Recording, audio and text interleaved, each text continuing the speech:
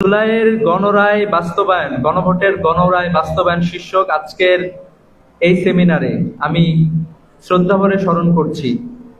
আমি তাদের আত্মার মাগফিরাত কামনা করছি।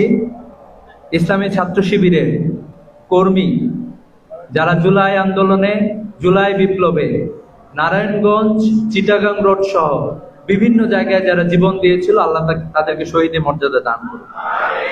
জুলাই আন্দোলনে ইসলামী ছাত্র শিবিরের কর্মী আদিল রহমান শহীদ হয়েছিলেন, জুবাইর ওমর খান শহীদ হয়েছিলেন, নারায়ণগঞ্জের সন্তান ইরফান ভুইয়াও শহীদ হয়েছিলেন।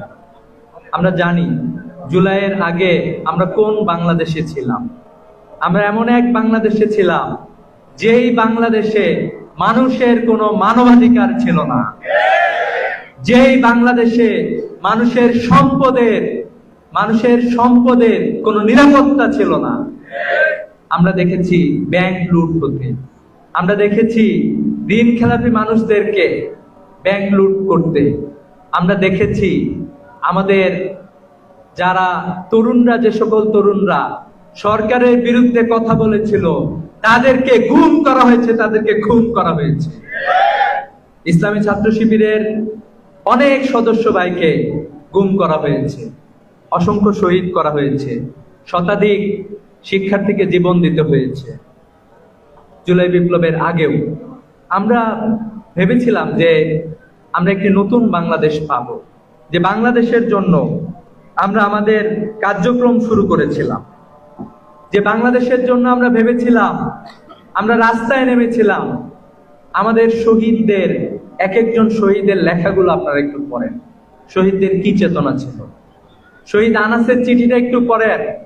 শহীদ আনাস তার মাকে লিখতেছে, মা, আমি আর ঘরে বসে থাকতে পারলাম না, আমার ভাইরা জীবন দিচ্ছে, একটা প্রতিবন্ধী মানুষও রাস্তায় নেমে আসছে, কাফনের কাপড় পরে মানুষরা রাস্তায় নেমে আসছে, আমি আর ঘরে বসে থাকতে পারলাম না, আমি চলে গেলাম, আমাকে ক্ষমা করে দিও। আমাদের শহীদরা এইভাবে রাস্তায় নেমে আসছিল।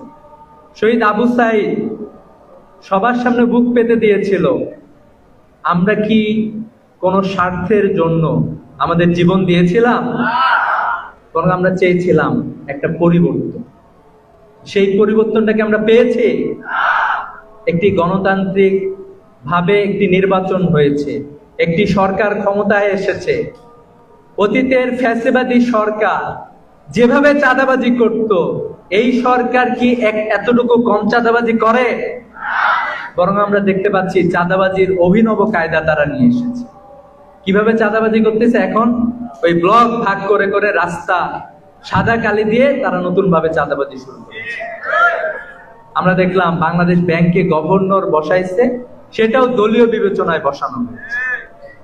জুলাই সনদের অনেকগুলো দিক ছিল, যে দিকগুলো আলটিমেটলি কোনো দলের না, বরং জাতি হিসাবে আমাদেরকে বিশ্বে মাথা উঁচু করে দাঁড়াতে সহযোগিতা করে। কিন্তু আমরা দেখতেছি এগুলোকে ভুলুণ্ঠিত করা হয়েছে। যখন নিরাপত্তা পায় না, একটা রিক্সাওয়ালাকে যখন একজন প্রভাবশালী কেউ তাকে যখন অত্যাচার করে, বাংলাদেশে প্রত্যেক দিন ধর্ষণ, চাঁদাবাজি, হামলা, মামলা, হত্যার ঘটনা ঘটতেছে। আমরা জানি এই হত্যাকাণ্ডের সাথে অনেক সময় প্রভাবশালীরা জড়িত। এই হত্যাকাণ্ড যারা ঘটায় তারা রাজনৈতিক কোনো না কোনো ছত্রছায়ায় গিয়ে তারা আশ্রয় গ্রহণ করে। তারা ধর্ষণ করে ওই দলীয় প্রধানের কাছে যায়, বলে যে আমি ধর্ষণ করছি, আমার নামে শাস্তি হওয়া যাবে না। আমরা দেখতে পাই যে একটা সরকারের আন্ডারে সব, সেই সরকার চালায়, বিচার বিভাগেও তার। ওই যে একজন রিক্সাওয়ালা অথবা একজন নারী জুলুমের শিকার হইলেন, উনি বিচার ব্যবস্থার কাছে যাবেন, বিচারক অসহায়, কারণ একটা দলীয় নির্দেশ থেকে মানতে হয়। আমরা জুলাই সনদের মাধ্যমে কি চাইছিলাম?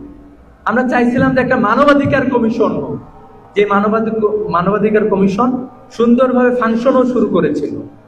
কিন্তু আমরা দেখলাম যে এই যে রিক্সাওয়ালার নিরাপত্তা পাওয়ার একটা জায়গা, এই যে একজন পুলিশও হত্যার সাথে জড়িত হয়ে যাচ্ছে। আইন শৃঙ্খলা রক্ষাকারী বাহিনীরাই একটা বড় অংশ এই নারায়ণগঞ্জে এই যে 7 খুন সহ অসংখ্য খুনের সাথে অনেকে জড়িত ছিল বিভিন্ন জায়গায়। কিন্তু এই বিচারটা আমরা কার কাছে পাবো? একটাই জায়গা ছিল, এই মানবাধিকার কমিশনটা যদি থাকতো, ওই জায়গায় যে আমরা অন্তত একটা অভিযোগ দিতে পারতাম, একটা সুস্থ তদন্ত হইতো। কিন্তু এই জালিম সরকার আমাদের সে অধিকারকে অপহরণ করেছে। আমাদের অধিকার ছিল আমরা চাকরি বাকরি পাবো ঠিকঠাক মতো। আমরা জুলাই বিপ্লবের আগে কোটা সংস্কারের জন্য আমরা রাস্তায় নেমেছিলাম, কিন্তু আমরা যে সুন্দর একটা সংস্কার চাইছিলাম, আমাদের মনে হচ্ছে যে জুলাই এই যে 84টা সংস্কার ছিল, অধিকাংশ সরকার এই সরকার বাস্তবায়ন করবে না। আমাদেরকে কোন জায়গায় নিয়ে যায় ফেলছে? আমাদের প্রজন্ম শিক্ষিত প্রজন্ম, কিন্তু সে যখন কোন একটা চাকরির অ্যাপ্লাই করতে চায়, চাকরিতে যখন সে জয়েন করতে চায়, তখন তাকে তার এলাকার একজন দুর্নীতিগ্রস্ত চাঁদাবাজের কাছে প্রশংসাপত্র সার্টিফিকেট তার কাছে দিতে হয়। নিন্দা জানাই, ধিক্কার জানাই।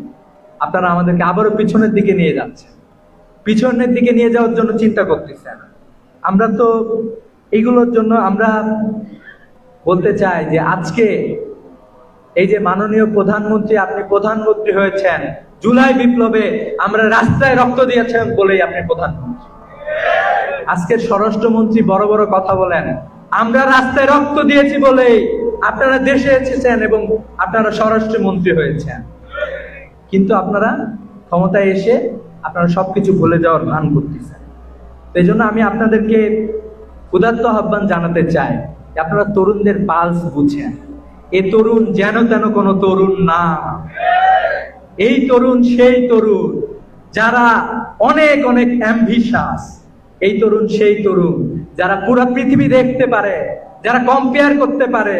যে আপনারা ভাবছেন যে আপনারা ভুলায় রাখবেন, দু একটা উন্নয়ন কর্ম করবেন হাসিনার মতো, বলবেন যে আমরা তো সব ভালো কাজ করতেছি, দু একটা পপুলিস্ট কাজ করবেন, আর জনগণ বুঝে যাবে, তরুণরা বুঝে যাবে এই তরুণরা আর বাংলাদেশে সেই তরুণরা নাই। এই তরুণরা সবাই অ্যাম্বিশাস তরুণ, এরা সবাই সবকিছু বুঝে, সবকিছু জানে। আমরা তো বড় কিছু চাই না। আমরা কি আপনার কাছে ভিক্ষা চাইছিলাম? চাকরি ভিক্ষা চাইছি আপনার কাছে? আমরা চাইছি আমাদের অধিকার ফিরিয়ে দেন, আমাদের অধিকার আপনারা ফিরিয়ে দেন, জাস্টিস প্রতিষ্ঠা আপনারা করেন। কিন্তু আপনারা এই জায়গাগুলো থেকে আপনারা দূরে সরে এসেছেন। এখনো সময় আছে, আপনাদেরকে আমরা আহ্বান জানাই, গণতান্ত্রিক ভাষায় এখনো বলতেছি, কিন্তু যদি দ্রুত বাস্তবায়ন না করেন, তাহলে আমি বিশ্বাস করি বাংলাদেশের তরুণরা, বাংলাদেশের মুক্তকামী জনতা আবারও রাজপথে নেমে আসার জন্য প্রস্তুত আছে। অতএব আমি আপনাদেরকে উদাত্ত আহ্বান জানাতে চাই, আপনাদের শুভবুদ্ধির উদয় হোক। বাংলাদেশের জনগণ সচেতন হয়ে গিয়েছে, তাদেরকে আর বোকা বানাতে পারবেন না। অনতি বিলম্বে আমাদের যে ন্যায্য অধিকারগুলো আছে, এই অধিকার বাস্তবায়ন করার মাধ্যমে আপনারা জনগণের কাতারে নেমে আসুন। অন্যথায় জনগণ যা করা দরকার তাই করার জন্য প্রস্তুত আছে, জনগণ তাই করবে ইনশাআল্লাহ।